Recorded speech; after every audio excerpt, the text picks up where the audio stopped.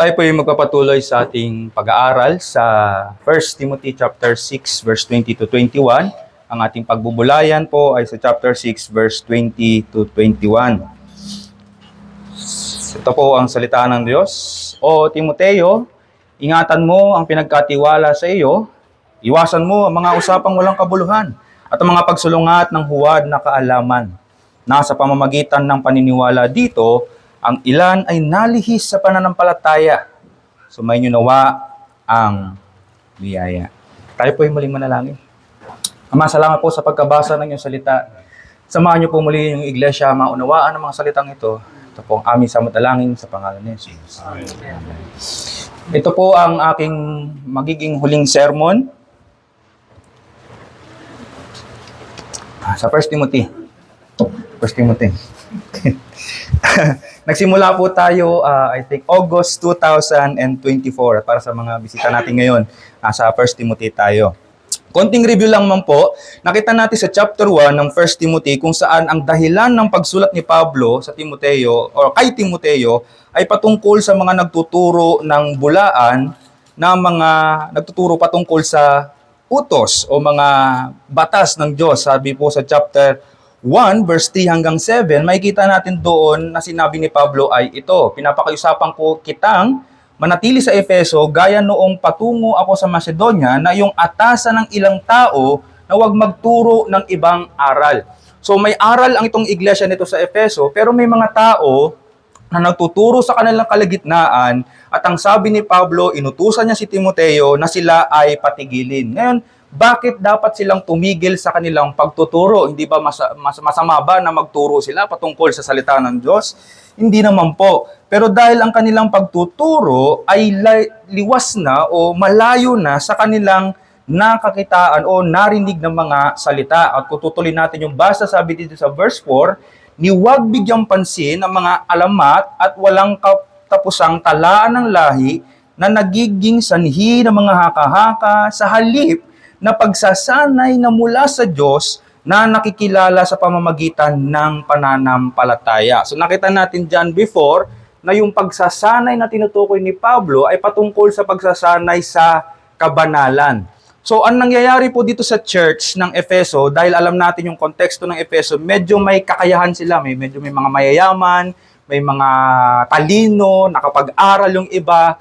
Kaya may iba doong mga tao na sobrang invested pagdating doon sa mga bagay na mga turo. At ngayon, imbis na nakita nila yung pagtuturo na matumungo sa kabanalan, parang nag-usap-usap na lamang sila.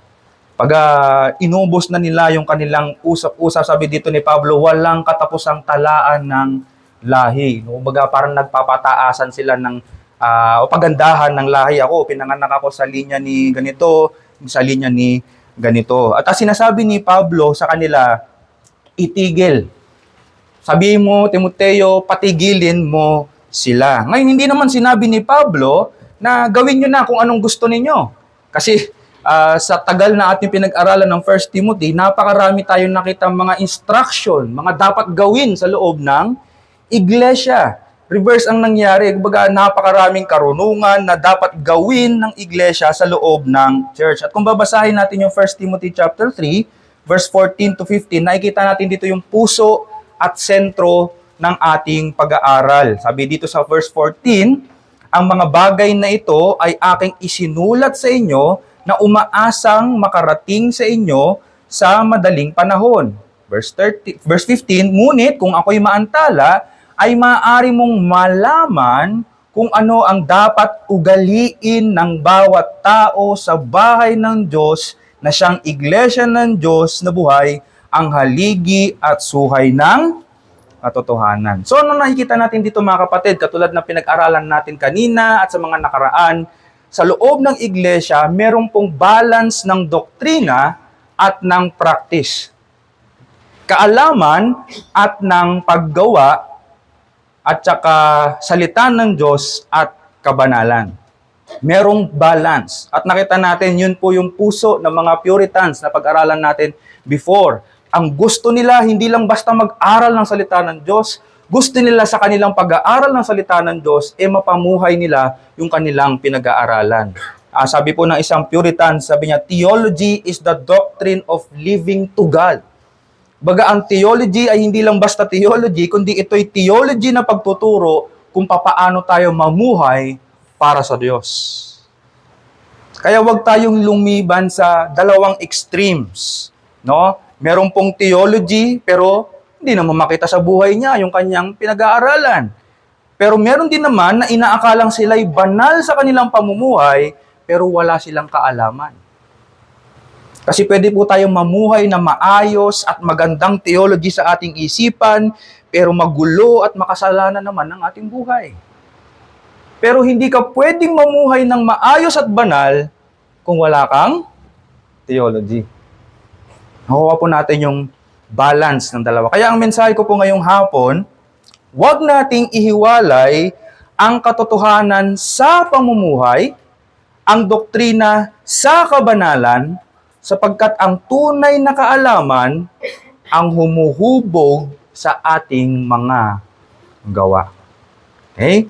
Huwag po nating paghihiwalayin ang dalawang ito. Nakakalungkot na sa ating panahon, ito po ang ginagawa ng marami. Dalawa lamang po ang punto ko ngayong hapon. Una, kaalamang walang kabanalan.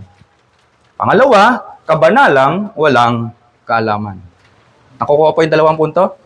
Okay, so tingnan natin yung unang punto. Kaalamang walang kabanalan. Sabi po ni Pablo dito sa huling verses niya sa ating sulat sa 1 Timothy, verse 20, O Timoteo, ingatan mo ang ipinagkatiwala sa iyo, iwasan mo ang mga usapang walang kabuluhan at ang mga pagsalungat ng huwad na kaalaman. So nakikita niyo po yung sinasabi dito ni Pablo, iwasan yung mga usapang walang kabuluhan. Ngayon, nakita natin before sa chapter 1 na yung usapan nila ay patungkol sa mga doktrina, patungkol sa mga bagay-bagay patungkol sa Diyos, sa mga kautusan ng Diyos. Hindi ibig sabihin ba na walang kabuluhan yung mga pinag-uusapan nila na yon? Hindi po. Ang sinutukoy dito ni Pablo, na ang kanilang pag-uusap ay hindi nagbubunga. Walang nangyayari sa kanilang usapan. Kumbaga, palaliman lang ng kanilang nalalaman. Ang punto po dito mga kapatid, ang doktrina ay hindi lang po para sa utak. Ito po ay idinisenyo upang magbunga ng pag-ibig at paggawa. Gusto ko basahin po sa Santiago chapter 1 verse 22. Sorry sa nagsisiris ng Santiago, pero tagal pa naman yun. Pag-aralan na natin. No? First James chapter 1 verse 22. Itong sabi, alam natin to, di ba?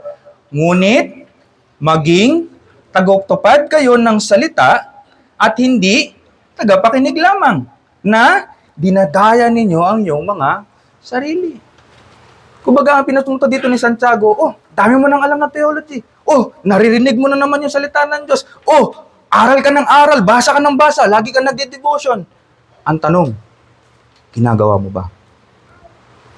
Ang tanong, nakikita ba sa iyong buhay yung mga katotohanang nababasa at naririnig o napapakinggan natin?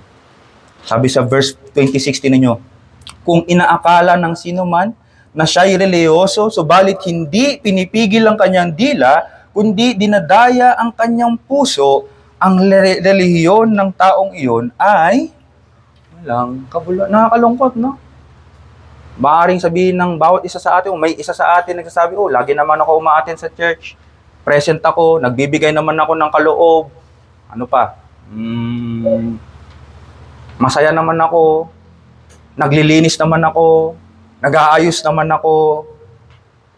Pero sabi dito, ang inaakala ng sino man na siya'y reliyoso, subalit hindi pinipigil ang kanyang dila, ang sabi ng salata, ang relihiyon ng taong iyon ay walang kabuluhan. Bakit ganun? Napag-aralan natin kanina, di ba, ang pagiging banal kasi mga kapatid, ay hindi tayo pwedeng mamili. Na para bang buffet. O Lord, magiging banal ako sa mga bagay lang na ito. Naalakita natin kanina, ang pagiging banal ay sa bawat parte ng ating buhay. Kasama na dito ang ating dila, ating isipan, ng ating mga ginagawa. Kaya kung ang ating kabanalan ay mga piyesa-piyesa lang, part-part lang, ang tinutukoy dito ng salita ng Diyos, ikaw ay dinadaya mo ang iyong sarili. Nakakalungkot.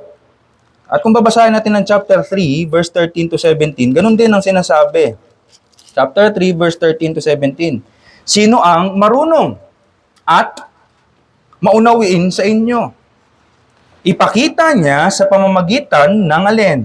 Mabuting pamumuhay ang kanyang mga gawa sa kaamuan ng karunungan. Hindi pwedeng sabihin mo, marunong ako, madami kong alam na theology, mataas ang Christology ko, mataas ang eschatology ko, pero kung hindi naman makita sa iyong buhay ang mga bagay na yon, ito ay sayang. Sabi po sa verse 14, ngunit kung kayo ay mayroong mapapait na paninibugho, pagiging makasarili sa inyong puso, huwag kayong magmalaki at huwag kayong magsinungaling laban sa katotohanan. Hindi ito ang karunungang bumababa mula sa itaas, kundi makalupa, makalaman, mahirap. Biruin mo kanina pinag-aralan natin Puritans, nag-aral tayo ng hypostatic union, ang lalalim ng mga theology, no? Pero kung hindi natin ipinasamuhay o walang nangyayari sa ating mga buhay, pwede itong mauwi sa karunungang sa demonyo. Hindi tungkol sa aral yun, pero dahil hindi natin ipinamuhay, nagmukha tayong may karunungang hindi mula sa itaas. At anong itsura ba? Verse 16, sapagkat kung saan merong paninibugho at pagiging mga sarili, doon ay merong kaguluhan at bawang gawang masama. Ngunit ang karunungang buhat sa itaas, unay malinis, saka mapagpayapa, banayad, mapagbigay, puspos ng kaawaan, at ng mabubuting bunga, walang pagtatangi, walang pagkukon. Yan daw ang tunay na karunungan. Yan daw ang tunay na karunungan na nagmumula sa itaas. Malinis, mapayapa, banayad, mapagbigay, puspos ng kaawaan, at ng mabubuting bunga.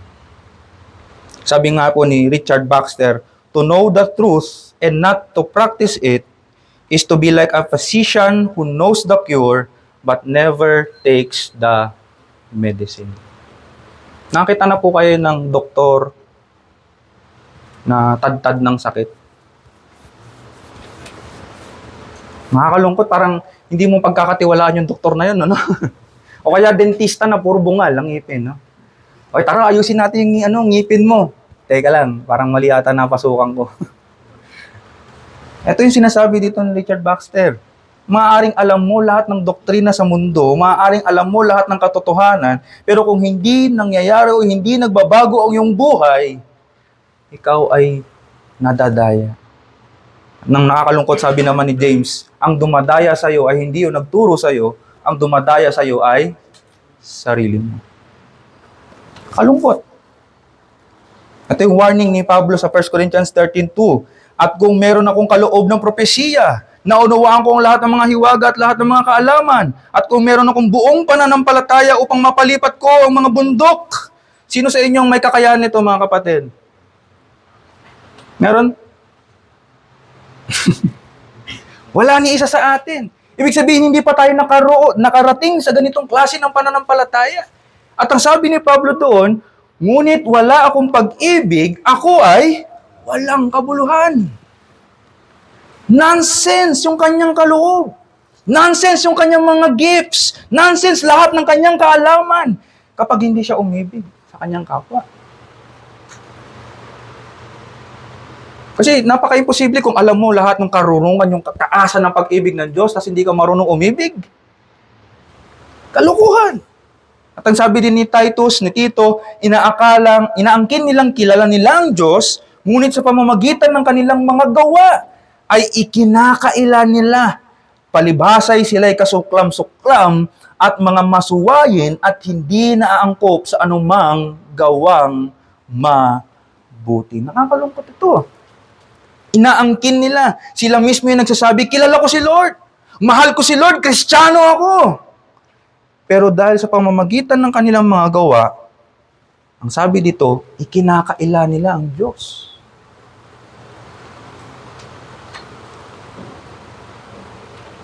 At ito pa sabi, sila'y kasuklam. Suklam.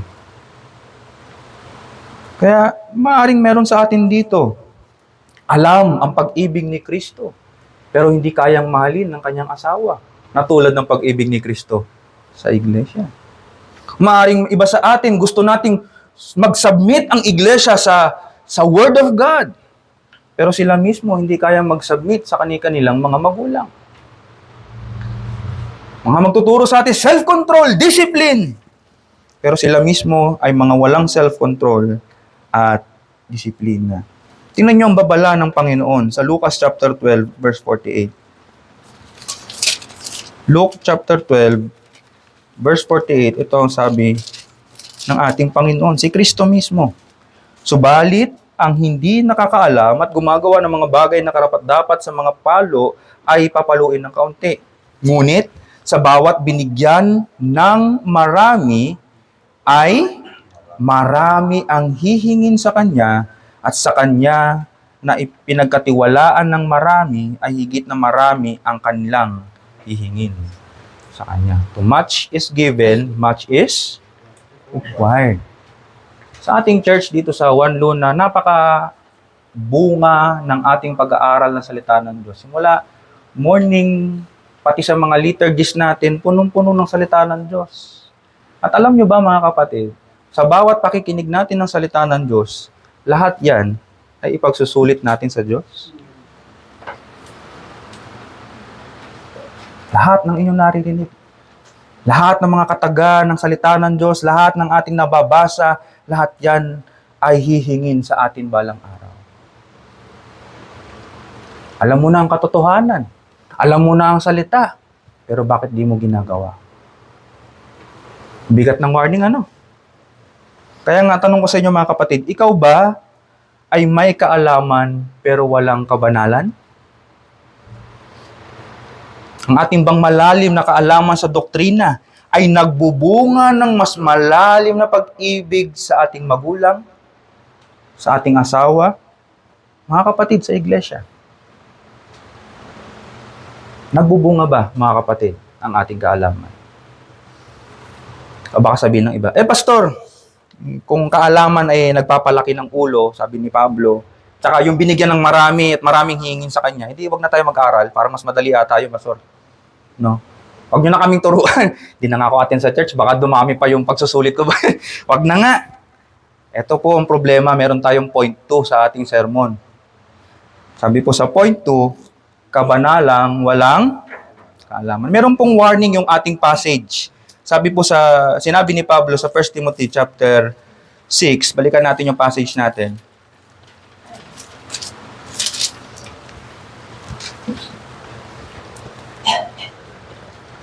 Sabi po nito, verse 20, O Timoteo, ingatan mo ang ipinagkatiwala sa iyo, iwasan mo ang mga usapang walang kabuluhan at ang mga pagsalungat ng huwad na kaalaman. So, pag sinabi po na merong huwad na kaalaman, anong ibig sabihin? Anong ini-imply nun? Merong tama at maayos na kaalaman. Kaya sinabi dito, pagsulungat ng huwad na kaalaman, so meron nun, at sabi sa verse 21, ito na pa yung warning, nasa pamamagitan ng paniniwala dito, doon sa huwad na kaalaman, ang ilan ay nalihis sa pananampalataya. So kung sabihin mo, pastor, total, nagpapayabang lang naman ng karunungan at saka, anong tawag nito? Baka hatulan ako ng mas marami, wag na tayo mag-aral. Hindi po. Kasi kung ikaw ay merong huwad na kaalaman at kung ikaw ay maniwala sa maling kaalaman, ikaw ay pwedeng malihis sa pananampalataya. Kaya po ang paggawa, ang pagpupursigi, ang pagpapabanal na hindi ayon sa kaalaman sa salita ng Diyos ay nagpapahamak. Meron pong huwad na kaalaman mga kapatid at ang paniniwala dito ay naglilihis sa pananampalataya. So, sino pong nakakita na ng trend? Kung wala pa, punta tayo saan ba malapit? MRT. So yung trend, di ba? Isipin nyo walang release yung trend. Tingin nyo saan pupunta yung trend? Pero alam natin, malakas ang trend. May power yung trend. Mabilis ang trend. Pero kung walang release yun, either wala siyang pupuntahan or pwede siyang pumunta kung saan-saan. Tama? Ganon din po ang kabanalan na walang kaalaman. Pwede tayo maging porsigido sa pagpapakabanal, gusto nating maging masunod ang gusto ng Panginoon, gawa tayo ng mga reliyosong mga bagay, pero kung hindi ito ayon sa kaalaman, either hindi tayo lalago sa pananampalataya, o pwede tayong malihis kung saan-saan. Kaya kailangan po natin malaman kung ano ang sinasabi ng salita ng Diyos. Sabi po sa Roma chapter 10 verse 2 to 3. Tingnan niyo ang Roma, sabi ni Pablo, chapter 10 verse 2 hanggang 3. Ako'y makapagpapatotoo na sila'y may sigasig para sa Diyos. Subalit, hindi ayon sa kaalaman. Sapagkat sa kanilang pagiging mangmang sa katwiran ng Diyos at sa pagsisikap nilang maitayo ang sariling pagiging matuwid, ay hindi sila nagpasakop sa pagiging matuwid ng Diyos. Nakita niyo si Pablo, sinabi niya sa mga Pariseo o sa mga kapwa niyang Hudyo, nakita ko sila, napakasigasig nila sa Diyos. Actually, yung iba sa kanila, kinakabisado na lang first 5 books ng Bible, Genesis, Exodus, Leviticus, Numbers, at isipin niyo yun, kinakabisado nila yon. Yung iba sa atin, hindi pa nakalagpas doon. Sana na lang. Kinakabisado nila yon. Sabihin, meron silang pagpupursigi na malaman mga bagay na ganito. Meron silang sigasig sa paglilingkod sa Diyos. Pero ang sabi ni Pablo, hindi ayon sa kaalaman. Kaya anong nangyari? Dahil hindi ayon sa kaalaman, ang pagsigasig nila, paggawa nila ay para sa kanilang sariling katarungan, hindi sa katarungan ng Diyos. Tandaan natin itong mga to, alam na ang Biblia or yung Old Testament. Pag titignan natin yung sanlibutan, hindi ganito, di ba? May kanya-kanya silang pananaw patungkol sa pag-ibig, mga huwad na pag-ibig. Na may nakita kong kaya mag-ingat tayo kasi meron na ngayon na ipinopromote na ngayon nila yung polyamorous relationship. Pag sinabi po natin polyamorous relationship, pwede kang magkaroon ng 2 partner na kasabay, pero dahil poly, pwedeng mas marami pa. May tinatawag silang swingers. Kumbaga, pwede kang magkaroon ng sexual relationship dito, at okay lang yun. So isipin nyo mga kapatid, dati okay lang maging bakla ka. Ngayon, pwede ka na makipagrelasyon kahit kanino mo gusto. Pero anong panawagan nila? Ano lumalabas sa kanilang labi? Love wins. Love is love. Sa kanilang pananaw, iniibig talaga nila yung mga taong yun. At sasabihin natin, yes, iniibig nga nila. Pero yung pag-ibig ngayon ay hindi ayon sa katotohanan. Kaya kahit anong sabihin nila pag-ibig, pero yung pag-ibig na yun, hindi nakakatulong sa kanila. Kaya merong huwad na kaalaman, huwad na pag-ibig, meron ding huwad na paggawa. Paniniwala na sila'y sumusunod sa Diyos, pero yung pala laban na sila sa Diyos. Tingnan natin yung buhay ni Pablo, di ba? Sa 1 Timothy chapter 1, sinabi niya doon yung kanyang past na dati siya ay, ang nasa isip niya, siya ay naglilingkod para sa Panginoon. Anong ginagawa niya noon bago siya naging Kristiyano? Hinuhuli yung mga mananampalataya. Pinapakulong sila. Pero sa kanyang sariling pananaw, ito ay paglilingkod niya sa Diyos. Pero, sa kanyang sariling pananaw. Hindi yon ayon sa kaalaman sa Diyos. Kaya maging maingat tayo dahil pwede tayo magkaroon din ng huwad na paghatol sa ibang tao, sa kapwa. No? Nagamit ko ng illustration to, no? Yung pagtingin natin na humbleness ng isang tao. Pag ikaw agree ka sa akin, humble ka. Pero pag once na nilabanan mo ko, hindi ka na humble. Ano nangyari doon? Siya na yung naging pamantayan ng pagiging humble. Hindi na yung Diyos. Hindi na yung salita ng Diyos. Kaya ito po yung iniiwasan natin na ikumpara yung ating sariling pagkilos sa ibang tao. Nabanggit ko kanina, di ba? Yung iba gumagamit ng printed Bible. Yung iba gumagamit ng digital Bible. Pag gumamit ng digital Bible, ay, dibil-dibil yan. Ay, ito, ako, tunay talaga ako kasi Bible lang. Diba? Pwede tayong magkaroon ng ganong klase ng paghatol. Pero ayon ba yon sa kaalaman? Ayon ba yon sa katotohanan? Hindi. Kaya ang sabi ni Thomas Manton, isang Puritan again, zeal must be directed by knowledge or else it is but a wild fire. Apoy. Nakakita na kayo ng apoy? pag hindi nyo yan kinulong, ang apoy na napabayaan, kumakalat, kumakalat, at naninira. Walang direksyon. Kaya pag meron tayong pagpupursige na hindi ayon sa kalooban o karunungan, imbis na nakakatulong tayo, tayo pa ay nakakasama. Hindi po sapat ang magandang intensyon lang. Ang kabanalan po ay dapat hinuhubog ng kaalaman. Sabi po sa Colossus chapter 1, verse 9 hanggang 10. Ito po sabi ni Pablo sa Colossians chapter 1, verse 9 to 10. Kaya't mula ng araw na aming marinig ito, hindi kami tumigil ng pananalangin para sa inyo. At sa paghiling na kayo'y punuin ng alin? Kaalaman ng kanyang kalooban sa buong karunungan at pagkaunawang espiritual. At verse 10, itong sabi niya, upang kayo'y lumakad ng nararapat sa Panginoon, na lubos na nakakalugod sa Kanya, namumunga sa bawat gawang mabuti at lumalago sa pagkakilala sa Diyos. Nakita niyo po yung sequence, mga kapatid? Ang panalangin nila Pablo, sila'y magkaroon o punuin ng kaalaman sa Kanyang kalooban at buong karunungan, at kapag sila'y napupuno ng kaalaman at karunungan, ang sabi niya sa verse 10, upang kayo'y lumakad ng nararapat. Nakita niyo yung sequence? Kaalaman, karunungan ang siyang nagiging ugat para magkaroon ng bunga ng paglakad at kabanalan. Kaya ang kasalanang dapat nating iwasan, mga kapatid, ay yung pagtanggi sa kaalaman. Huwag natin sabihin na, pastor, yan na naman, doktrina na naman. Hindi ko na nga alam kung saan ko kukunin yung pambayad ko bukas sa tuition namin, tapos doktrina pa ipapat. Hindi po, kailangan natin ng karunungan kasi tandaan natin ang Romans chapter 1 verse 28. Tingnan niyo yung sabi ng Romans chapter 1 verse 28. Anong nangyari dito sa mga taong hinatulan ng Diyos?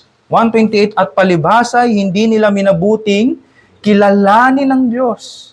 Pag-aralan ng tungkol sa Diyos. Anong sabi ng Panginoon? Hinayaan sila ng Diyos sa isang mahalay na alin?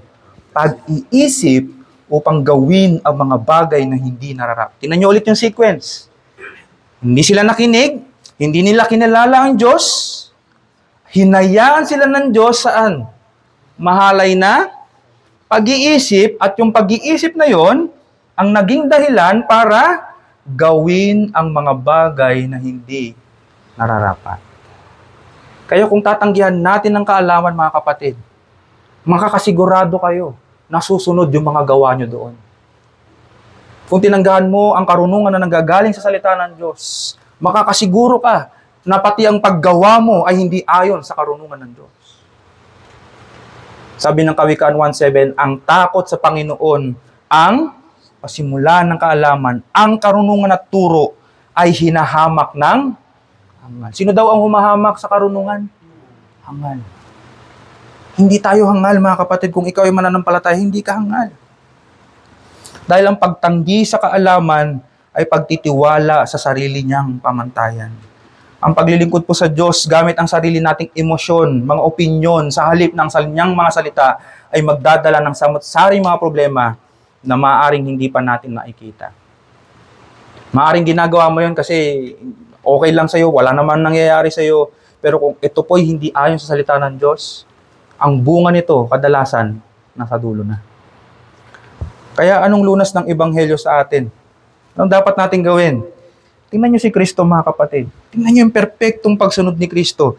Ipinakita ni Kristo ang kanyang perpektong pagsunod sa Ama. Sinunod niya yung kalooban ng Ama. Alam niya yung kanyang gagawin nung pumunta siya dito sa lupa. Kaya niya ginawa yun. Isipin niyo kung ang Diyos natin, si Kristo mismo, ay pinangunahan ng kanyang emosyon. Di ba kayo natatakot doon sa Garden of Gethsemane? Minsan pag binabasa ko, natatakot ako eh. Sa aking laman, ha? Natatakot ako. Kasi sinabi ng Panginoon doon, let this cup pass from me. Pero nasa isip ko, kung naging okay ang Ama doon, na makpas ang cup sa Kanya, lahat ng hatol, na kinuha ni Kristo ay mapapunta sa akin. Ang mga kasalanan ko, walang kapatawaran. At wala akong pag-asa na makapunta sa langit. Sapagkat alam ko na ako ay makasalanan sa kanyang harapan. Pero nung sabi ng Panginoon,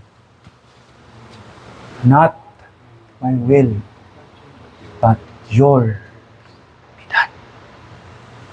At dahil doon, mga kapatid, dahil alam niya ang magiging epekto ng kanyang pagsunod, yun ang ating kaligtasan, tiniis niya ang hirap at pasakit. Tiniis niya ang mga palo. Tiniis niya ang mga pangangulo niya, ang mga pangungutya sa kanya. Dinuraan siya, sinuntok siya, sinampal siya. Tiniis niyang lahat yun dahil alam niya na ang kanyang gagawin sa kanyang kamatayan ay magliligtas sa atin mula sa ating kasalanan. Oh, mga kapatid, yan ang ating Panginoon. Yan ang ating Kristo na sinasamba ngayon. Sinunod niya ang kalooban ng Ama. Kaya ngayon, hindi tayo nangangapa. Alam natin na meron tayong pag-asa dahil sa kanyang pagsunod. Ngayon, binigyan tayo ng pagpapala, ng pakikiisa kay Kristo. Sa ating pakikiisa kay Kristo, binigyan tayo ng kanyang mga salita. Malalaman ba natin itong kagandahan na ito ng Ebanghelyo kung hindi natin binabasa yung mga Biblia natin? Malalaman nyo ba ang inyong kaligtasan kung hindi nyo pinag-aralan ng kanyang ginawa para sa atin? Pero the fact, mga kapatid, na meron tayong salita ng Diyos, the fact na tayo nakakarinig ng mga salita ng Diyos, lagi tayo dumadalo sa mga gawain upang malaman natin ang kanyang dakilang mga gawa para sa atin. Kaya ang tanong ko sa iyo, mga kapatid, ikaw ba ay may kabanalan pero wala namang kaalaman? Masipag ka ba sa pag-attend, paggawa, pero tamad ka naman mag-aral ng salita ng Diyos? Ang iyong kabanalan ay base sa emosyon mo o dahil kilala mo kung sino ang sinasamba mo? Ang laking pagkakaiba nun, mga kapatid. Kasi hindi naman every Sunday parang happy Lord's Day. Diba? Minsan dumaranas tayo ng pagsubok. Pagkagising pa lang natin, dami na natin problema. Minsan pumapasok pa yung problema. Minsan, mismong Sunday, nagkakaroon tayo ng panibagong problema. Kaya minsan hindi tayo ayos pag tayo humarap sa pagsamba. Pero kung nakabase yung pagsamba sa pamagitan ng iyong emosyon, mga kapatid, nakakaawa tayo. Bakit? Pabago-bago lagi ang ating emosyon. Pero kung ating pagsamba sa Diyos, ang ating paglilingkod sa Diyos ay nakabase kung sino siya. Kung sino ang ating sinasamba, mga kapatid. Kahit na malungkot tayo, meron tayong pag-asa maglingkod. Pagkat alam natin na hindi nawawalang saysay ang ating mga ginagawa para sa Kanya. Kaya bilang konklusyon, mga kapatid, huwag nating ihiwalay ang katotohanan sa ating pamumuhay, ang doktrina sa ating kabanalan, sapagkat ang tunay na kaalaman ang humuhubog sa atin sa tamang paggawa. Maliwanag po ang utos ni Pablo sa verse 20, O Timoteo, ingatan mo ang ipinagkatiwala sa iyo. Natanggap natin ang salita ng Diyos. Ingatan natin ang salita ng Diyos, mga kapatid. At merong encouragement sa dulo, yung benediction niya. Kaya tuwan-tuwa, masaya dapat tayo pag merong benediction. Dahil ang benediction, sabi ni Pablo, sumain niyo nawa ang biyaya. Kailangan ba natin ng biyaya, mga kapatid? Yes. At ito ang panalangin ni Pablo, sumaatin ng biyaya. Sa biyaya, nagkakaroon ng bunga ang kaalaman. Kasi yung iba, nag-aral ng maraming doktrina, pero walang nangyari sa kanila. Pero yung doktrina ang pinag-aralan nila, yun din ang pinag-aaralan natin. Pero bakit merong bunga sa atin? Hindi dahil mas marunong tayo sa kanila, mga kapatid, kundi dahil sa biyaya ng Diyos. Kaya tayo ay namumuhay. Kailangan nating ingatan ang ipinagkatiwala sa atin na nalalaman natin na nasa atin ang biyaya ng Diyos. Tayo po ay manalangin. Ama, salamat po sa pagtatapos namin sa 1 Timothy, Panginoon.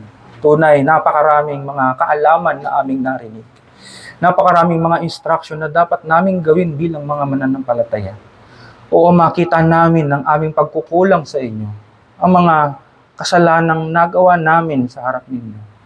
Ngunit salamat sa inyong biyaya, ipinapakita nyo sa amin upang sa ganon, kami ay makapagsisi at maayos ang aming paglakad bilang mga mananampalataya. Ama, hindi namin kayang gawin ito kung wala kayo. Kaya't samahan niyo po kami sa bawat lakad namin bilang mga mananampalataya. Huwag niyong hayaan na kami mamuhay sa aming sariling kalakasan. Kundi dawa, lagi naming makita na kailangan namin kayo. Kailangan namin ng inyong presensya. Patatagin niyo po ang pagbabasa namin ng mga salita mo. Patatagin niyo po ang aming mga personal na pananalangin. Ang mga means of grace na ipinagkakalob niyo sa amin katulad ng pagdalo sa mga gawain. O Ama, tanggalin niyo sa amin ang katamaran at kahinaan sa mga gawain ito. Sapagkat nalalaman namin, ang means of grace ay means of grace. Para matanggap namin ang mga biyaya mo, kailangan namin gawin ng mga bagay na ito. Tulungan niyo po kami. Ito po ang aming samot dalangin sa pangalan ni Jesus. Amen. Mga kapatid, tayo po idadako ngayon sa